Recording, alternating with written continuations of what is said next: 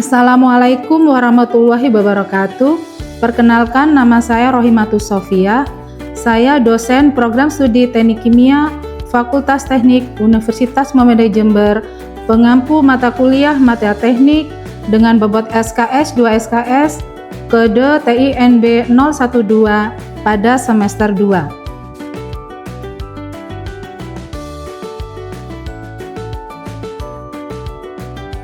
Pada saat ini, saya sedang melaksanakan tugas sertifikasi dosen, pernyataan diri dosen dalam unjuk kerja Tridharma Perguruan Tinggi pada tahun ajaran 2025-2026. Deskripsi mata kuliah Mata Teknik ini yaitu, mata kuliah ini membahas hubungan fundamental antara struktur mikro, sifat fisik, mekanis kimia, teknik pemrosesan, serta kinerja material teknik yaitu logam, polimer, keramik, dan komposit, guna menentukan seleksi material yang tepat dalam aplikasi rekayasa.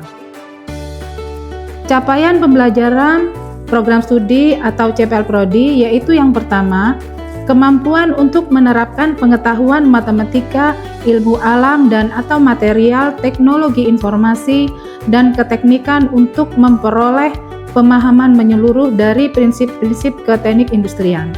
Kemudian CPL yang kedua, kemampuan untuk merancang dan melakukan eksperimen laboratorium dan atau lapangan dan menganalisis, menerjemahkan data untuk mendukung proses pengambilan keputusan keteknik industrian.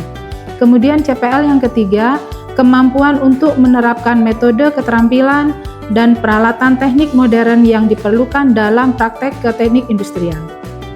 Capaian mata kuliah atau CPMK ada 7. Yang pertama, mahasiswa mampu mengklasifikasikan jenis-jenis material teknik berdasarkan struktur atom dan ikatan kimianya. Yang kedua, mahasiswa mampu menganalisis sifat fisik, sifat kimia, dan mekanik material teknik berdasarkan standar pengujian yang berlaku. CPMK yang ketiga, mahasiswa mampu menginterpretasikan hasil pengujian mekanik untuk mengevaluasi keandalan dan kekuatan material teknik. CPMK yang keempat, mahasiswa mampu menganalisis diagram fasa besi, karbon, Fe, Fe3C, dan fenomena transformasi fasa pada paduan logam fero. Kemudian CPMK yang kelima, mahasiswa mampu membedakan karakteristik, struktur, dan aplikasi antara paduan logam fero dan non-fero. CPMK yang keenam, mahasiswa mampu mengevaluasi metode dan mekanisme penguatan logam untuk aplikasi rekayasa tertentu. Kemudian CPMK 7, mahasiswa mampu menganalisis struktur, sifat, dan aplikasi material non-logam yang meliputi polimer, keramik, dan komposit. Adapun tujuan pembelajaran pada mata kuliah hari ini yaitu bagaimana mahasiswa mampu dibekali dengan pemahaman mendalam mengenai prinsip-prinsip sinergi, matrik, dan penguat, pengelompokan komposit berdasarkan struktur atau fase pembentuknya, serta kemampuan menganalisis dan mengaplikasikan material komposit pada perancangan komponen struktur berbobot ringan namun memiliki performa mekanis dan daya tahan yang tinggi di dunia industri. Pada perkuliahan hari ini akan membahas tentang klasifikasi komposit, yaitu tentang teori atau konsep, matrik, reinforce, filler, dan katalis. Kemudian sifat-sifat yaitu sifat fisika, kimia, teknologi, dan sifat mekanik. Kemudian jenis-jenis komposit, proses pembuatan komposit, dan penerapannya. Pada perkuliahan hari ini terdapat tujuan pembelajaran yaitu membekali mahasiswa dengan pemahaman mendalam mengenai prinsip sinergi matrik dan penguat, pengelompokan komposit berdasarkan struktur atau fase pembentuknya, serta kemampuan menganalisis dan mengaplikasikan material komposit pada perancangan komponen struktur berbobot ringan namun memiliki performa mekanis dan daya tahan yang tinggi di dunia industri. Pada poin manfaat kuliah diharapkan mahasiswa memahami tentang poin pertama, presisi seleksi material, rekayasa sifat, efisiensi biaya dan manufaktur, dan juga penerapan nyata di dunia industri, yaitu di bidang otomotif, penerbangan dan maritim, energi terbarukan, dan industri hijau. Berikut cuplikan video tayang perkuliahan hari ini. Selamat menyaksikan. Bismillahirrahmanirrahim. Assalamualaikum warahmatullahi wabarakatuh. Waalaikumsalam warahmatullahi wabarakatuh. Alhamdulillah, selamat siang menjelang sore. Bagaimana kabar kalian hari ini? Alhamdulillah. Baik, pada perkuliahan hari ini seperti yang sudah saya sampaikan minggu lalu, kita akan melanjutkan materi yang sebelumnya kita bahas, yaitu material polimer ya. Saya yakin adik-adik mahasiswa sudah membaca file yang sudah saya berikan. Hari ini kita akan membahas materi tentang klasifikasi komposit ya. Sebelumnya mari kita berdoa bersama. Dipersilakan untuk berdoa. Ibu Sofia akan mengecek presensi sebelum dimulai. Mas Haris ada? Hadir. Dita? Ada. Dimas? Hadir, Bu. Rofiko? Reino? Hadir. Anastasia? Hadir. Aisyah? Hadir. Hilmi? Hadir. Yoga? Hadir, Bu. Cahyo? Hadir. Akmal? Hadir. Andre? Hadir. Alhamdulillah lengkap. Baik, sebelum ini menginjak tentang material komposit, perlu diketahui bahwa ada capaian pembelajaran yang harus dipenuhi dari prodi, yaitu yang pertama, kemampuan untuk menerapkan pengetahuan matematika, ilmu alam atau material, teknologi informasi dan keteknikan untuk memperoleh pemahaman menyeluruh dari prinsip-prinsip keteknik industrian. Kemudian yang kedua, kemampuan untuk merancang dan melakukan eksperimen, laboratorium atau lapangan, dan menganalisis dan menerjemahkan data untuk mendukung proses pengambilan keputusan keteknik industrian. Yang ketiga, kemampuan untuk menerapkan metode keterampilan dan peralatan teknik modern yang diperlukan dalam praktek keteknik industrian. Nah, saat ini kita sudah di minggu ke-13, yaitu melanjutkan materi yang sudah saya sampaikan kemarin, yaitu tentang material polimer. Nah, adapun yang akan capaian mata kuliah yang harus dicapai adalah mahasiswa Anda sekalian ya harus punya kemampuan untuk menganalisis yang pertama strukturnya, sifatnya, dan aplikasi material non-logam yang meliputi polimer, keramik, dan komposit. Nah, saat ini kita akan membahas tentang material komposit. Oke. Nah, tujuannya yaitu pada pertemuan kali ini bagaimana mahasiswa memahami tentang prinsip sinergi, matrik, dan penguat, ya, pengelompokan komposit berdasarkan struktur atau fase pembentuknya, kemudian kemampuan menganalisis, mengaplikasikan material komposit pada perancangan komponen struktur berbobot ringan, namun memiliki performa mekanis dan daya tahan yang tinggi di dunia industri. Selanjutnya, sebelum saya memaparkan, adakah yang sudah tahu apa itu komposit? Sudah membaca filenya?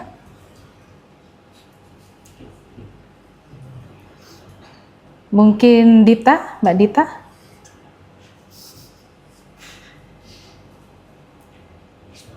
Yang lainnya?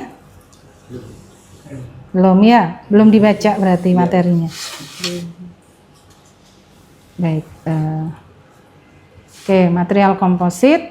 Yang pertama, jadi komposit itu adalah suatu material yang terbentuk dari kombinasi dua atau lebih material sehingga dihasilkan material komposit yang mempunyai sifat mekanik dan karakteristik yang berbeda dari material pembentuknya, ya. Jadi komposit itu minimal ada dua bahan, ya. Yang pertama terdiri dari matrik, yang kedua terdiri dari reinforce. Kemudian ada yang membentuk powder, ya, bubuk, yaitu yang dinamakan filler. Jadi kenapa komposit ini sering diteliti, dikembangkan, dan juga perusahaan-perusahaan juga meningkatkan kualitas produk di bidang komposit. Karena apa? Ada yang tahu sebelumnya? Mungkin pernah tahu produk yang original atau ada yang di bawahnya grade-nya mungkin seperti KW gitu, ada yang tahu kenapa itu? Karena perbedaan dari sifat-sifatnya, seperti sifat mekanik misalnya ya. Nah, di sini komposit sendiri itu pembuatannya, yaitu tujuannya apa yang pertama? Apa Mas Yoga? Bisa dilihat? Apa yang pertama? Memperbaiki sifat mekanik dan sifat spesifik tertentu. Oke, berarti memperbaiki sifat mekanik dan sifat spesifik. Ya, semakin tinggi sifat mekaniknya, artinya semakin kualitasnya tinggi, sehingga untuk tujuan komersial untuk suatu perusahaan yang produksi komposit ini, maka pastinya nilai harganya lebih tinggi, gitu ya. Tapi komposit itu punya kekurangan, ya gitu. Apa kekurangannya? Dia itu tidak tahan terhadap beban shock atau kecut, ya. Makanya perlu diuji. Setiap produk setelah diteliti, menghasilkan produk perlu diteliti. Coba mungkin Mbak Rafiko bisa kelihatan nggak kelebihannya fiberglass sama kekurangannya apa Mbak? Kekuatan tinggi, relatif murah, kurang elastis. Ya, kalau fiber karbon, Akmal, kelebihannya apa? Kalau fiber karbon kelebihannya kuat hingga sangat kuat. Terus untuk koefisien pembuahannya kecil serta kuat kena tekanan. Untuk kekurangannya itu agak keras, terus nilai pengembangan kurang dan juga agak mahal. Ya, kalau fiber graphite, Anastasia? Lebih Stiffness tuh kaku ya. dari karbon dan lebih bulat tuh. Kekurangannya itu kurang kuat dibanding karbon. Oke, sekarang fiber nilon aramid, Mas Haris. Fiber nilon aramid ini agak stiff, lebih kuat, keras, dan sangat bulat kelebihannya, dan tahan terhadap benturan, kekuatannya besar, lebih murah daripada karbon. Sedangkan kekurangannya itu kekuatan tekan lebih rendah dari karbon, tahanan panas lebih rendah daripada karbon, hingga 180 derajat. Ya, jadi sudah dipahami ya bersama-sama bahwa ada 4 contoh fiber ini ternyata memang selain memiliki kelebihan juga memiliki kekurangan. Nah, tujuan penelitian itu adalah bagaimana mengatasi kekurangan itu sehingga menjadi kelebihan atau keunggulan gitu ya. Sudah terbukti memang ada pesawat yang dari full komposit dan itu sangat tahan korosi, aman ya. Karena kebanyakan kan accident itu banyak terjadi karena corrosion factor ya. Nah, kalian tahu lah kecelakaan itu kenapa sih gitu. Dan juga darat bisa karena korosi. Tapi kalau darat kita driver lebih tahu ya, lebih paham untuk ini. Tapi kalau untuk kalau untuk yang pesawat tadi yang diceritakan tadi, kekurangannya itu sulit pada saat maintenance-nya. Karena spare part-nya itu tidak tersedia karena yang memproduksi full komposit itu hanya beberapa persen saja. Ya, kenapa? Karena memang biayanya high cost ya, tinggi ya. Oke. Nah, sekarang mari kita praktekkan. Silakan maju Andre, Rafiko, Aisyah.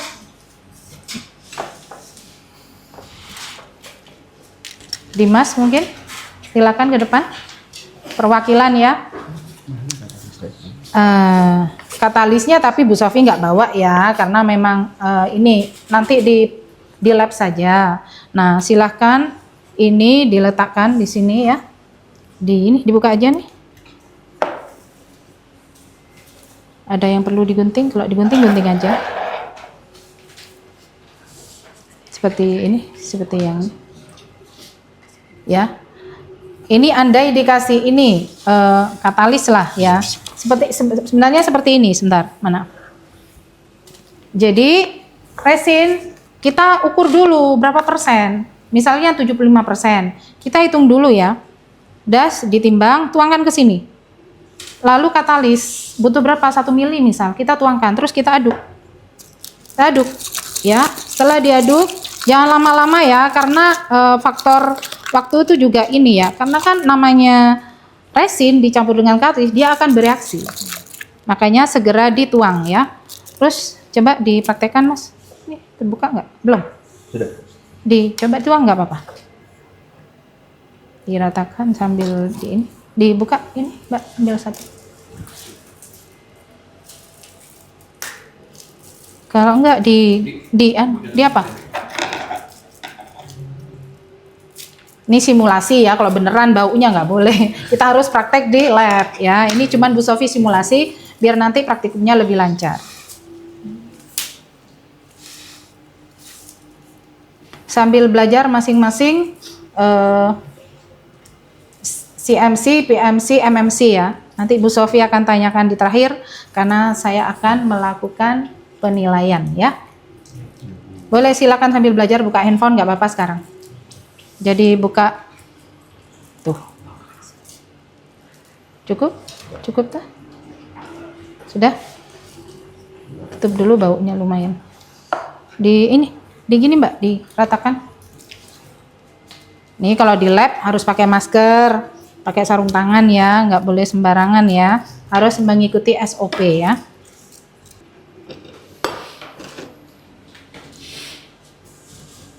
Ya, sebenarnya nanti harus full sesuai ukuran ini ya. Kita ukur, misalkan berapa ini? 15 cm. Jadi ingat, ada yang namanya rumus volume matrik nanti ya. Volume matrik, kemudian ada yang volume ininya. Kita menghitung seratnya ya. Jadi ditimbang dulu resinnya, kemudian seratnya. Diratakan jangan sampai ini ya, pokoknya kompresnya tekannya harus pas. Kalau enggak nanti biasanya dia tidak merata, ada yang berlubang atau apa ya, cekung. Nah itu kalau sudah begitu ditarik sudah retak, patah ya. Nah makanya komposit sepertinya sederhana, tapi justru harus memiliki keahlian atau kekreativitasan. Contoh, bagaimana meletakkan vertikal, posisi horizontal, terus anyaman bambu. Sebenarnya untuk apa posisi itu? Ya untuk ingin bagaimana dia daya ikatnya kuat ya, dan homogennya tinggi dengan yang namanya matrik itu. Ya, sehingga ketika dia mungkin diuji kuat tarik ya, saya tidak membawa, saya punya sampel komposit Bu Sofi sebenarnya.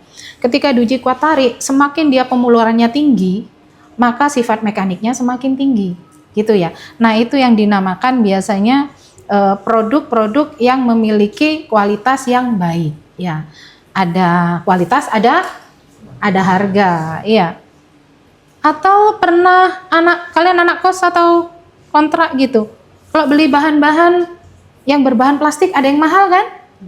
Nah itu ada perbedaan dari hasil uji sifat mekaniknya. Semua itu pasti melalui uji, karena apalagi yang sudah harganya sudah ratusan ribu atau yang juta, itu ya misalkan seperti itu.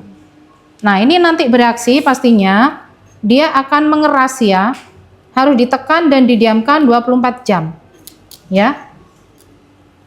Nah ini, jadi ini andai tadi resin polyester yang sudah dicampur dengan katalis, lalu dituang ya, diratakan, hati-hati ya, karena pasti kalau enggak kan luber ya.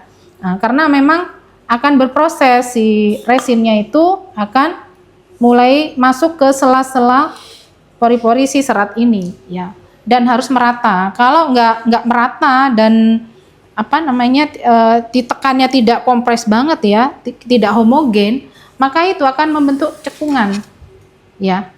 Karena saya sudah pernah pengalaman ya cekungan, sehingga kalau dia diuji dia pasti sifat mekaniknya dia tidak terlalu baik ya. Paham ya? Bisa dipahami?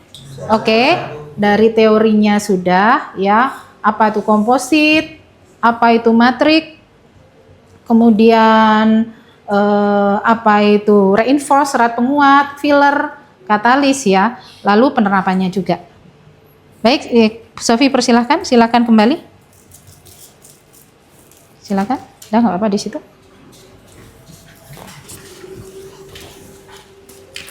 Baik, bisa ini ya, keluarkan kertas, ada kertas masing-masing. Apakah perbedaan dari PMC, MMC, dan CMC? Bagaimana peranan matrik, katalis, reinforce, dan filler dalam komposit? Berikan contoh penerapannya. menurut Anda, apakah manfaat dari materi kuliah pada hari ini? Silakan, ada waktu 10 menit. Materi hari ini cukup jelas, namun Bu Sofi ingin tahu siapa yang ingin bertanya terkait materi yang sudah disampaikan, yang sudah diskusikan tadi. Silakan, siapa yang mau bertanya? Saya, Bu. Ya, Mas Dimas mau bertanya apa, Mas? Silakan. Saya ingin bertanya mempertanyakan alternatif jenis komposit fiber. Nah, ya alternatif fibernya. Jadi pertanyaan saya adalah selain fiberglass, apakah ada perkembangan klasifikasi komposit baru seperti natural fiber composite atau nano composite yang mulai menggantikan fiberglass, mengingat isu limbah resin sintetis yang sulit didaur ulang. Baik, Begitu. terima kasih untuk Mas Dimas. Ada yang lain ingin bertanya? Silakan Mbak Rofiko. Mengapa komposit yang menggunakan material logam kekuatannya lebih baik dibandingkan logam murni? Ya, baik, terima kasih. Saya coba jawab dulu ya. Begini ya, seperti yang Bu Sofia sampaikan tadi, komposit itu bisa menggunakan serat sintetis, bisa juga menggunakan serat alami. Dan himbauan dari Kementerian ESDM terkait tingginya pencemaran dikarenakan limbah atau sampah, maka memang disarankan untuk para peneliti untuk mengembangkan penelitian terkait komposit menggunakan serat alami ya. Yang pertama pastinya menghemat biaya-biaya yang bahan sintetis, yang kedua memanfaatkan bahan atau sampah yang tidak dipakai dan juga mengatasi problem pencemaran lingkungan. Nah, tadi pertanyaannya adalah banyak sekali Mas, pastinya banyak sekali. Contohnya sudah saya sampaikan tadi, serat apa? Serat bambu, ya kan? Rami, kemudian serat tebu, bisa jadi serat daun pandan, kulit jagung, apalagi sereh juga ada, kemudian tandan pisang juga ada, bahkan nanas bisa juga, kulit pisang juga bisa, lalu apalagi enceng gondok juga bisa, apalagi ada yang pernah mendengar mungkin apa? Kulit kayu. Bisa ya, jadi banyak sekali dan itu sudah banyak diteliti. Namun mungkin yang harus dikembangkan itu modifikasinya. Pertanyaannya Mas Dimas, kalau yang Mbak Rofiko tadi jelas ya, menurut penelitian terbaru pun ya, penelitian tentang komposit itu semakin ditingkatkan.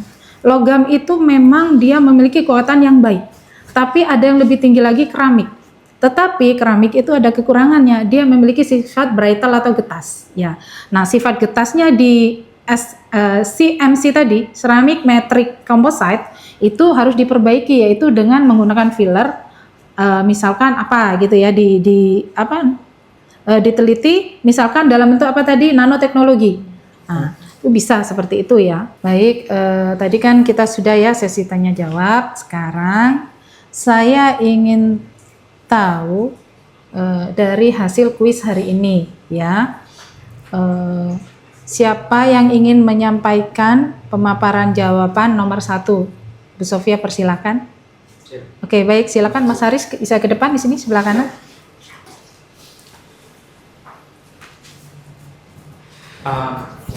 Pertanyaan tadi kan nomor 1 yaitu apa perbedaan PMC, MMC dan CMC.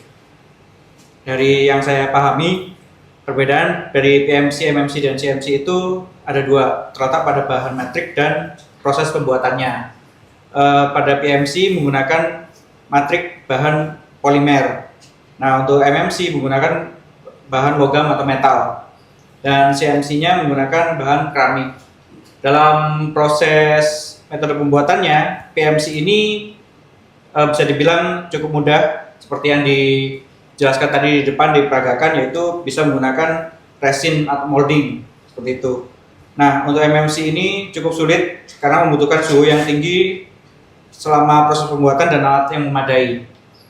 Terus untuk keramik CMC ini juga paling sulit karena memakan waktu yang lama dan membutuhkan proses yang canggih dalam pembuatannya dengan suhu yang sangat ekstrim.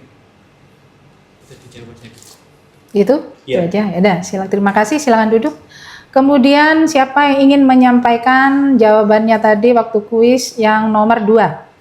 Silakan Mbak Dita.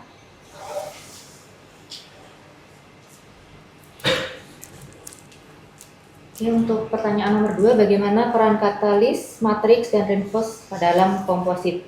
Yang pertama adalah katalis. Di sini pemahaman saya, katalis ini adalah zat pemicu dan pengeras untuk mempercepat proses pengikatan serta pengeringan cairan matriks agar menyatu kuat dengan serat atau reinforce-nya. Lalu untuk matriks sendiri, ini merupakan pengikat, melindungi serat juga, dan meneruskan beban ke bahan penguatnya. Untuk reinforce sendiri, di sini adalah komponen yang berfungsi sebagai penambah beban dan penambah kekakuannya. Untuk matriks sendiri bisa disebutkan tadi sudah pada nomor 1 bisa terdiri dari bahan keramik, metal, dan polimer. Sedangkan untuk reinforce tadi sudah dibagi menjadi 2, yaitu diantaranya kita bisa menggunakan sebuah partikel dan juga ada dalam bentuk serat atau dalam bentuk struktur seperti itu. Gitu, Mbak Dita. Ya, terima kasih, silakan duduk. Kemudian pertanyaan yang nomor 3, silakan. Mbak Aisyah ya. Baik, untuk soal nomor 3, berikan contoh penerapannya. Untuk contoh penerapannya di industri, PMC banyak digunakan pada bodi mobil dan raket tenis. LMC digunakan pada komponen mesin seperti piston dan piringan rem. CMC diaplikasikan pada turbin gas dan pelindung panas pesawat luar angkasa. Sementara matriks katalis diterapkan pada catalytic converter knalpot kendaraan. Sudah itu aja? Ya, baik, silakan duduk. Kemudian tadi ada pertanyaan spesial ya, pastinya kan setiap perkuliahan itu insya Allah selalu membawa manfaat untuk kita bersama karena kita sedang mengkaji, membahas tentang keilmuan. Siapa yang ingin menyampaikan jawaban nomor 4? Silakan Andre.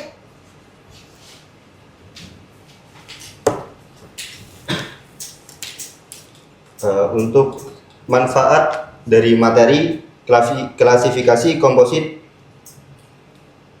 ini menjadi dasar mahasiswa untuk memahami hubungan antar jenis matrik dan penguat dengan sifat mekanik material, sehingga dapat memilih dan mendesain kombinasi komposit yang tepat sesuai kebutuhan aplikasi, misalnya kekuatan tarik, kekakuan, atau ketahanan korosi. Pemahaman ini juga menjadi landasan penting dalam dunia industri dan penelitian. Mungkin seperti itu. Sudah? Ya, baik, terima kasih, silakan duduk. Hari ini kita belajar tentang klasifikasi komposit ya.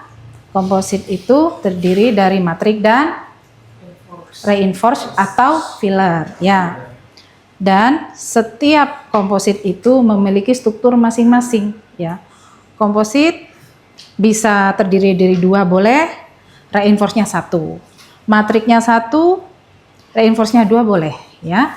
Filler juga boleh juga lebih dari 1, bisa juga menggunakan metode nanoteknologi ya. Tuh. Kemudian ada 3 jenis dari komposit. Apa?